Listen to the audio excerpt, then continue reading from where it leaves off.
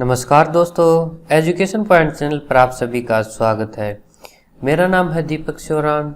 आज हम मसल्स के बारे में पढ़ेंगे। मसल्स किन्हें कहते हैं, ये किस तरह से हमारी बॉडी के अंदर मूवमेंट में हेल्पफुल होती हैं और किस तरह से ये हमें जो मूवमेंट बोन्स के अंदर अटैच होकर किस तरह उनकी मूवमेंट में हेल्पफुल होती हैं। मसल्स किन्हें कहते हैं, जैसा कि आप देख पा रहे हैं, ये जो रेड फाइबर टिश्यू है जिधर भी आपको दिखाई दे रहे हैं, ये सभी मसल्स हैं। ये हमारी बॉडी के अंदर लगभग हर पार्ट में आपको देखने को मिलेंगे, क्योंकि जहाँ पर भी है मूवमेंट होती है वहाँ पर क्या होंगे, मसल्स देखने को मिलेंगे। ये मसल्स क्या करती हैं, ये मसल्स इनके अंदर कॉन्ट्रैक्ट होने की या फिर सिकुड़ने की एबिलिटी होती है। मीन्स ये जिस तरह आप देख पा रहे हैं, ये एक मसल है। यहाँ पर हमारा हैंड है। हैंड के अंदर दो तरह की मसल्स होती हैं, एक ये होती है बाइसेप्स और इधर आपको ट्राइसेप्स देखने को मिलेंगे। जब हमारे हाथ के अंदर हम इसको ऐसे अंदर की तरफ कॉन्ट्रैक्ट करते हैं तब हमारे बाइसेप्स के अंदर कॉन्ट्रैक्शन होता है, और जब बाइसेप्स कॉन्ट्रैक्शन होगा तो दूसरी तरफ से ट्राइसेप्स के अंदर ऑटोमेटिकली स्ट्रेच हो जाएगा। मीन्स इसके अंदर सिर्फ ये जो भी मसल्स होती हैं इनके अंदर सिर्फ कॉन्ट्रैक्ट करने की क्षमता होती है। मीन्स ये सिकुड़ सकती है लेकिन जो आराम से या फिर फैल नहीं सकती। जब ये इस तरफ से बाइसेप्स कॉन्ट्रैक्ट होंगी तब हमें ट्राइसेप्स के अंदर रिलैक्स मीन्स इनके अंदर फैलाव देखने को मिलेगा। अभी ये वापस इस तरफ इस डायरेक्शन में आने के लिए क्या करना होगा, ये अपने आप आराम मीन्स फैलती नहीं, तो फिर इसलिए नहीं फैलती तो फिर मूवमेंट करने के लिए ट्राइसेप्स को सिकुड़ना होगा। फिर जैसे ही ट्राइसेप्स सिकुड़ेंगी तो जो हमारी आर्म है वो क्या हो जाएगी, सीधी हो जाएगी, यानी कि नीचे की तरफ हो जाएगी, और फिर जो बाइसेप्स मसल होगी वो क्या होगी, फैल जाएगी।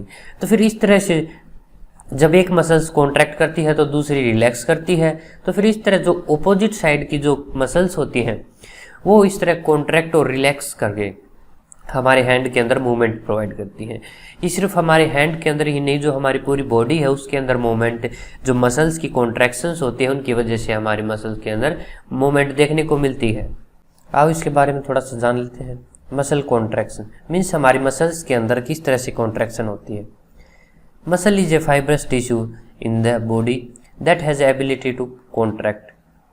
मीन्स इसके अंदर सिकुड़ने की क्षमता होती है। जैसे ही ब्रेन से सिग्नल दिया जाता है हमारे हैंड के मूवमेंट के लिए, तो फिर उस दौरान क्या होगा, जो हमारी मसल्स होंगी उसके अंदर ऑटोमेटिकली बाइसेप्स के अंदर हमें कॉन्ट्रैक्शन देखने को मिलेगी, जिसकी वजह से हम हमारे हाथ को ऊपर की तरफ उठा सकते हैं। और जैसे ही हमारे ब्रेन से ट्राइसेप्स के पास सिग्नल जाएगा तो फिर क्या होगा, ट्राइसेप्स सिकुड़ने लग जाएंगी और जो हमारा हाथ है बिल्कुल स्ट्रेट हो जाएगा। तो फिर इस तरह जो हमारे मसल्स के अंदर कॉन्ट्रैक्शन होती है, जिनकी वजह से हमारे बॉडी के अंदर या फिर हमारे हैंड के अंदर मूवमेंट देखने को मिलती है, ये कहाँ पर लगी होती हैं, ये मसल्स जो हमारे स्केलेटन के बोन्स होते हैं उनसे अटैच होती हैं। The muscles are attach to the bones of our skeleton. Means जो हमारी बॉडी के अंदर जो कंकाल तंत्र होता है उसमें जो हड्डियां होती हैं उनसे जुड़ी हुई होती हैं। और किसके द्वारा जुड़ी होती हैं, ये एक स्ट्रॉन्ग फाइबर्स होती हैं जिनके थ्रू ये हड्डियों से जुड़ी होती हैं, उन्हें हम टेंडन्स कहते हैं। क्या कहते हैं, टेंडन्स। फाइबर मीन्स एक तरह की रेसों की तरह, मीन्स एक टाइप के रेसे होते हैं ये। When the muscle attached to a bone contracts, it pulls the bone due to which the bone moves at the joint. Means जैसे ही हमें कॉन्ट्रैक्शन देखने को मिलेगा मसल्स के अंदर, जैसा कि आप देख पा रहे हैं यहाँ पर इसके अंदर कॉन्ट्रैक्शन हुई तो फिर क्या होगा, इधर हमें हैंड के अंदर मूवमेंट देखने को मिलेगी, और जैसे ही इधर मूवमेंट होगी तो फिर क्या होगा कि जो अपोजिट साइड की जो मसल्स होंगी वो क्या होंगी, स्ट्रेच हो जाएंगी। और जैसे ही यहाँ पर ट्राइसेप्स कॉन्ट्रैक्ट हुई तो क्या होगा, जो बाइसेप्स हैं वो स्ट्रेच हो जाएंगे। इस तरह से कॉन्ट्रैक्शन और स्ट्रेचेज की वजह से हमें मूवमेंट देखने को मिलती है। The muscles joint to our bones और skeleton works in pair. When one muscles of the pair contract, then the other of the pair is stretched. Means जैसे ही एक साइड की मसल्स कॉन्ट्रैक्ट होंगी तो दूसरी साइड की मसल्स क्या होंगी, वो फैल जाएंगी या फिर क्या होंगी, स्ट्रेच हो जाएंगी। इस तरह से हमें हमारी बॉडी के अंदर मूवमेंट देखने को मिलती है। The movement of the body parts and locomotion in human beings is brought about by the alternate contraction and stretching of the muscles attached to the movable bones of the skeleton.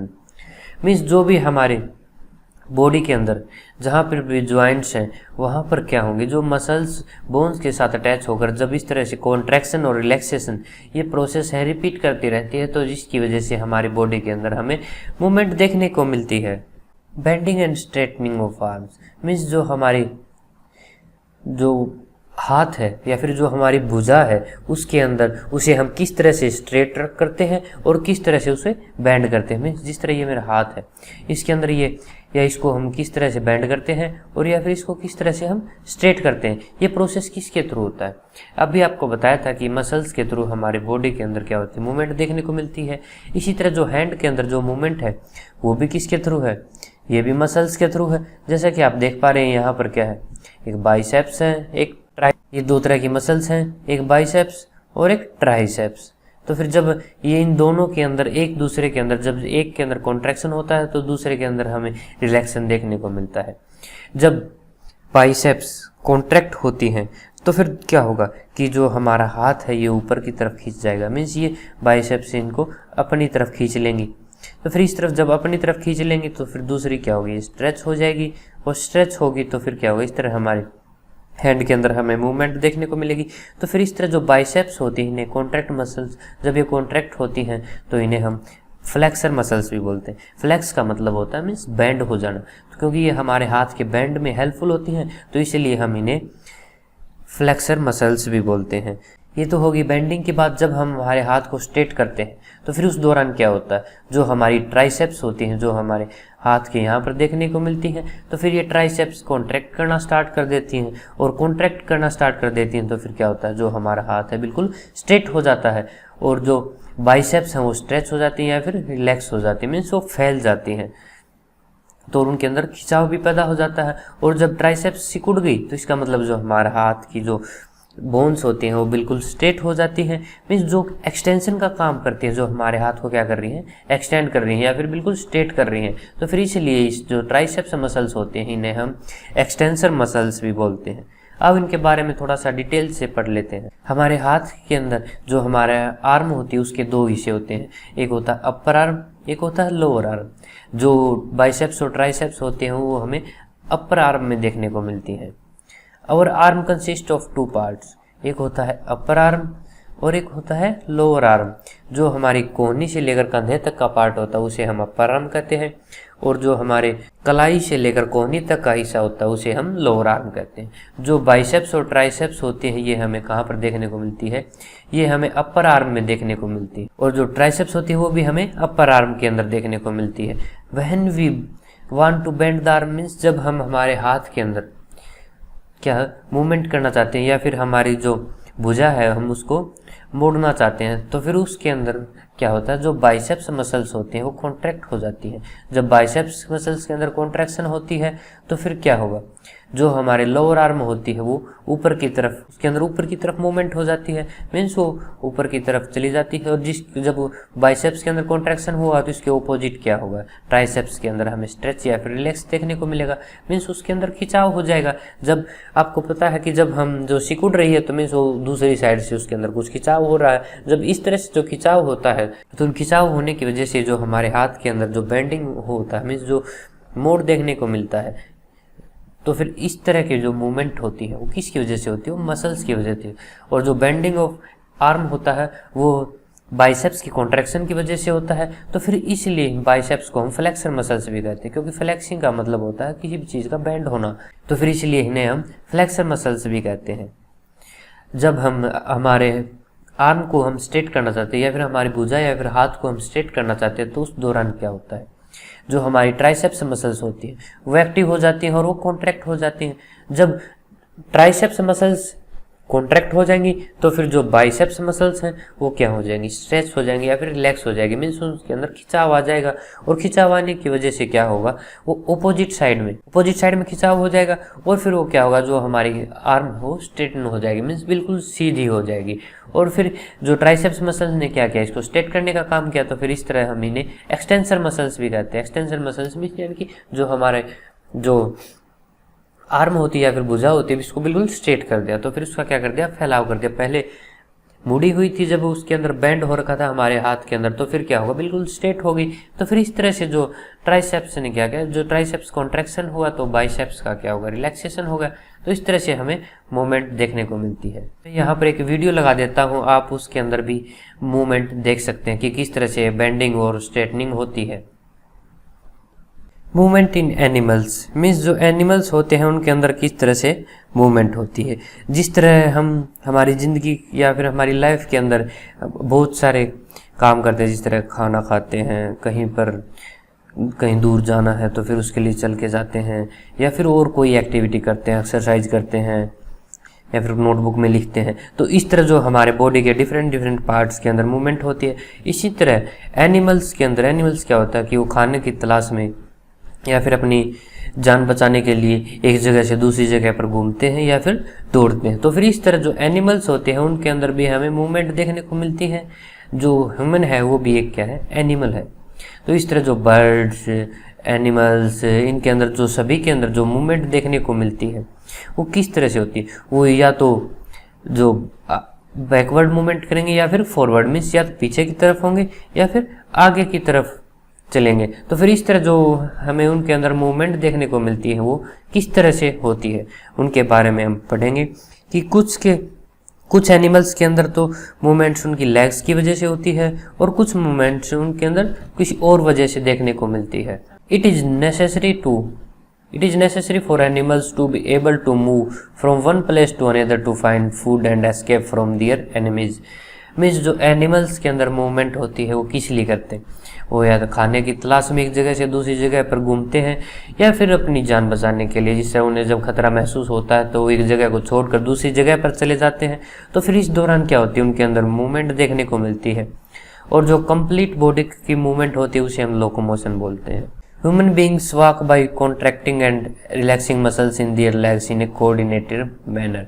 Means जैसे कि आपको बताया था कि जो हमारे हाथ के अंदर जो बाइसेप्स और ट्राइसेप्स के अंदर कॉन्ट्रैक्शन और रिलैक्सेशन के थ्रू क्या हो मूवमेंट हो रही थी, इसी तरह हमारी लेग्स के अंदर भी क्या है, जो मसल्स का बार बार कॉन्ट्रैक्शन और रिलैक्सेशन होता है, जिसकी वजह से हमें मूवमेंट देखने को मिलती है या फिर हम चल पाते हैं। अगर इस तरह लगातार कॉन्ट्रैक्शन और रिलैक्सेशन होता रहेगा तो फिर क्या होगा, कोऑर्डिनेटेड मैनर होगा। मीन्स इनका आपस में कोऑर्डिनेशन बना रहता है कि जब एक कॉन्ट्रैक्ट करती है तो दूसरी रिलैक्स करती है, और जब दूसरी रिलैक्स करेगी तो फिर उसके बाद क्या होगा, उसके अंदर हमें कॉन्ट्रैक्शन देखने को मिलेगा। कॉन्ट्रैक्शन देखने की वजह से फिर क्या होगा, दोबारा से वो दूसरी रिलैक्स करने लगी। तो फिर मीन्स इस तरह से एक कंटिन्यूस प्रोसेस चलता रहता है, जो एक कोऑर्डिनेशन में मीन्स एक इनका जो कोऑर्डिनेशन बना हुआ है, जिसकी वजह से हमें कंटिन्यूसली मूवमेंट देखने को मिलती है। तो फिर इसी वजह से हम चल पाते हैं या फिर जो और एनिमल्स हैं वो चल पाते हैं। Every animals has to push something backward with its body part to be able to move forward. जैसा कि आपने देखा कि जब हम चलते हैं तो फिर क्या होता है कि जब हमारा एक पैर पीछे जाता है और एक आगे की तरफ जाता है, तो फिर जैसे ही हम पैर को रखते हैं तो फिर क्या होता है, जो हमारी बॉडी की क्या हम आगे की तरफ उसके ऊपर फोर्स लगाते हैं या फिर कोई बल लगाते हैं या फिर कोई धक्का लगाते हैं, जिसकी वजह से हमें मूवमेंट देखने को मिलती है। तो फिर इस तरह से जो बैकवर्ड और फॉरवर्ड डायरेक्शन के अंदर हम जो भी फोर्स या पुश या फिर कोई बल लगाते हैं उसकी वजह से जो हमें मूवमेंट देखने को मिलती है, या फिर कोई भी बॉडी पार्ट है उसके अंदर भी कोई पुश या फिर पुल होता है जिसकी वजह से हमें मूवमेंट देखने को मिलती है। अब बात करते हैं हम कॉकरोच के अंदर किस तरह से मूवमेंट होती है। कॉकरोच एक इंसेक्ट है, इसके अंदर मूवमेंट किस तरह से होती है। जो कॉकरोच का आउटर सरफेस होता है, जैसा कि आप देख पा रहे हैं ये जो ब्राउन तो ये क्या है, बहुत ही हार्ड होता है और ये इसका एक स्केलेटन का काम करता है। जो स्केलेटन किसी बॉडी के अंदर होता है तो उसे हम एंडोस्केलेटन बोलते हैं, और वो अगर किसी भी इंसेक्ट के एनिमल की बॉडी के आउटसाइड होता है तो उसे हम एक्सोस्केलेटन बोलते हैं। तो फिर जो कॉकरोच होता है उसके अंदर हमें एक्सोस्केलेटन देखने को मिलता है, और इसके जो 6 लेग्स होती हैं, ये जो लेग्स होती हैं इनकी अंदर मूवमेंट की वजह से ये क्या है, ये चल पाते हैं या फिर दौड़ पाते हैं। तो फिर इसके अंदर मूवमेंट किस तरह से होती है, जो इसके जो लेग्स होते हैं अंदर से बिल्कुल होलो होते हैं। मीन्स जो पाइप होता है, जिस तरह से होलो पाइप होता है, जिस तरह पाइप यूज़ करते हैं घरों में पानी के लिए, तो वो क्या होता है, अंदर से बिल्कुल खाली होता है, होलो होता है, और बाहर से हार्ड होता है। इसी तरह जो लेग्स होती हैं कॉकरोच की, वो अंदर से बिल्कुल खाली होती हैं और बाहर से थोड़ी हार्ड होती हैं। और इसके अंदर मसल्स होती है, मसल्स की वजह से वो क्या होता है, इसके अंदर बार बार कॉन्ट्रैक्शन और रिलैक्सेशन देखने को मिलता है। और जब इस तरह ये बार बार रिपीट होती रहती है कॉन्ट्रैक्शन और रिलैक्सेशन, तो फिर इसकी जो लेग्स के अंदर हैं वो क्या होंगी, वो मूवमेंट देखने को मिलेंगे, मीन्स वो चलने लगेगा जो मसल्स की मूवमेंट की वजह से। और इसके अंदर 2 पेयर ऑफ विंग्स होते हैं, मीन्स इसके अंदर 2 पंख होती हैं, जिनकी वजह से ये क्या है, हवा में भी आसानी से उड़ सकता है। और उसके अंदर भी वो भी क्या है, मसल्स से अटैच होती है। और जो मसल्स के अंदर जो कॉन्ट्रैक्शन और रिलैक्सेशन का प्रोसेस है वो बार बार कंटिन्यूसली रिपीट होता रहता है। और फिर जिसकी वजह से ये पंख है, पंखों को क्या बार बार फड़फड़ाता रहता है, और जिसकी वजह से इसके अंदर हवा के अंदर मूवमेंट करता है और ये उड़ता है। अब इसके बारे में थोड़ा सा डिटेल से पढ़ लेते हैं। Cockroach is an insect. The body of a cockroach is covered with hard and tough outer covering called exoskeleton. Means जो कॉकरोच की बॉडी होती है वो बाहर से बिल्कुल ही सख्त और मजबूत होती है, जो इसको हार्डनेस प्रोवाइड करती है, मीन्स इसको कठोरता प्रोवाइड करती है। इसीलिए इसे क्या कहते हैं, एक्सोस्केलेटन कहते हैं, जो कि इसके स्केलेटन का काम करती है। Cockroach moves on ground as well as flies in the air. Means ये कॉकरोच धरती पर चलता भी है और साथ ही साथ हवा में उड़ भी सकता है। एक कॉकरोच हैज 6 लेग्स। एक कॉकरोच की 6 टांगे होती है। और cockroach moves on the ground by using its legs. Means जो अपनी टांगे हैं, इन टांगों का इस्तेमाल करते हुए ये अपने अर्थ के सरफेस के ऊपर चलता है। और जो इसकी विंग्स होती हैं उनकी वजह से ये हवा में उड़ सकता है। जो इसकी टांगे होती हैं वो बिल्कुल ही हार्ड होती है, लेकिन अंदर से बिल्कुल होलो होती हैं। जो इसके अंदर मसल्स होती हैं, उन मसल्स की वजह से इसके अंदर मूवमेंट देखने को मिलती है। अब बात करते हैं बर्ड्स। बर्ड्स कौन से एनिमल होते हैं? वो एनिमल्स होते हैं जो हवा में उड़ सकते हैं, जिस तरह स्पैरो है, चिड़िया है, कौवा है, कबूतर, तोता, बाज, ये सभी क्या है, ये सभी बर्ड्स होते हैं। आपने देखा होगा कि ये आराम से धरती के ऊपर चल भी सकते हैं और हवा में उड़ भी सकते हैं। तो फिर इनके अंदर जो मूवमेंट होती है वो किस तरह से होती है? जो चलते हैं वो पैरों की वजह से चलते हैं। पैर होते हैं इन्हें इनके हिंड लिम्स बोलते हैं। जो लेग्स होती हैं उनको क्या बोलते हैं? हिंड लिम्स बोलते हैं। और जो इनके पंख होते हैं इन्हें हम फोर लिम्स बोलते हैं। तो फिर जब इनके फोर लिम्स के अंदर कोई मूवमेंट होती है तो फिर इसकी वजह से ये उड़ते हैं। और जो हिंड लिम्स होते हैं उनकी मूवमेंट की वजह से ये चल पाते हैं। अब इनके बारे में थोड़ा सा डिटेल से पढ़ लेते हैं। Sparrow, crow, pigeon, parrot, eagle, hen, duck, swan and peacock are all birds. ये सभी क्या है? बर्ड्स हैं, क्योंकि ये उड़ सकते हैं। Birds walk on the ground and also flies in the air. जैसा कि आपने देखा होगा कि ये बर्ड्स हवा में उड़ सकते हैं और धरती के ऊपर चल सकते हैं। लेकिन कुछ बर्ड्स ऐसे होते हैं जो पानी के अंदर तैर भी सकते हैं, जिस तरह डक और स्वान। ये क्या होते हैं? ये पानी के अंदर तैर भी सकते हैं। ये किस तरह से चलते हैं? Birds walk on ground by using their hind limbs. Means जो अपने हिंड लिम्स या फिर जो लेग्स होती हैं उनकी वजह से चल पाते हैं। जिस तरह आप देख पा रहे हैं इस इमेज के अंदर, ये जो है लेग्स हैं, ये क्या है? ये इनके हिंड लिम्स हैं। और जो इनकी जो विंग्स होती हैं ये इन्हें बोलते हैं फोर लिम्स। इन्हें क्या बोलते हैं? इन्हें फोर लिम्स बोलते हैं। और जो इनके स्केलेटन से जुड़ी हुई होती हैं। The birds which swim in water do so by pushing against water with their hind limbs which have webbed feet। Means जो कुछ पक्षी होते हैं जो पानी के अंदर तैर सकते हैं, वो किस वजह से तैर सकते हैं? जो उनके पंजे होते हैं उनके एक वेब की डिजाइन में होते हैं। मीन्स एक तरह के, जिस तरह आप देख पा रहे हैं, बिल्कुल चौड़े पंजे होते हैं, जिनकी वजह से क्या होगा कि वो पानी को पीछे धकेलते रहते हैं। और पानी को पीछे धकेलने की वजह से क्या होगा कि वो आगे की तरफ मूव करते रहते हैं और तैरते रहते हैं। और इस तरह से हमें उनके अंदर मूवमेंट देखने को मिलती है। जो फोर लिम्स होते हैं वो इस तरह से मॉडिफाइड किए हुए हैं ताकि इनको है ना उड़ने में आसानी हो सके। और जो फीदर है इनको एक बहुत ज़्यादा सरफेस एरिया प्रोवाइड कर सकते हैं। ये बहुत ही हल्के और स्ट्रॉन्ग होते हैं। जब ये इस तरह से ऊपर और नीचे करते हैं विंग्स को ऊपर, और जिस तरह आप देख पा रहे हैं यहाँ इस इमेज के अंदर ये विंग्स हैं। जब ये उड़ते हैं तो क्या करते हैं? एक बार नीचे की तरफ करते हैं और एक बार ऊपर की तरफ करते हैं, एक डाउन स्ट्रोक और एक अप स्ट्रोक। इस तरह से क्या होगा कि जो हवा होती है, हवा के अंदर इनको ऊपर उड़ने में मदद मिलती है और ये आसानी से उड़ सकते हैं। इनकी जो फ्लाइट मसल्स होती हैं ये बहुत ही पावरफुल होती हैं।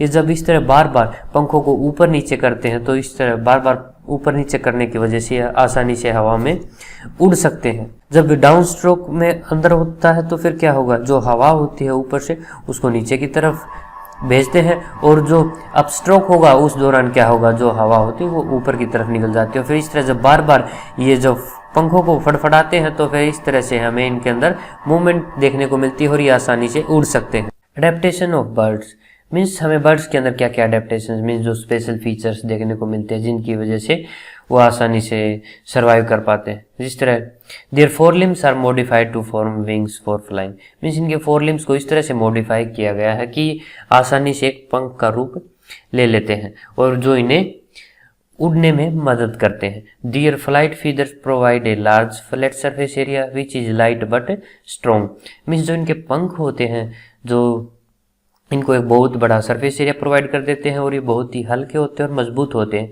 क्योंकि जब जैसे ही ये इनके पंख ऊपर नीचे होते हैं बार बार, जैसा कि आप वीडियो के अंदर देख पा रहे हैं, तो ये पंख ऊपर होंगे तो बार बार क्या होगा इसके अंदर, तो फिर ये जो इनको ऊपर उड़ने में बहुत ही सहायता करते हैं। और जो इनकी हड्डियां होती हैं ये बहुत होलो और लाइट होती है मीन्स अंदर से खोखली और हल्की होती है, और जो इनकी बॉडी है ये स्ट्रीमलाइन शेप होती है और एक्सट्रीमली बहुत ही लाइट वेट में होते हैं, जिनकी वजह से लाइट वेट होगा तो इन्हें उड़ने में आसानी होगी और स्ट्रीमलाइन होगा तो फिर ये क्या है आसानी से स्पीड में मूव कर सकते हैं।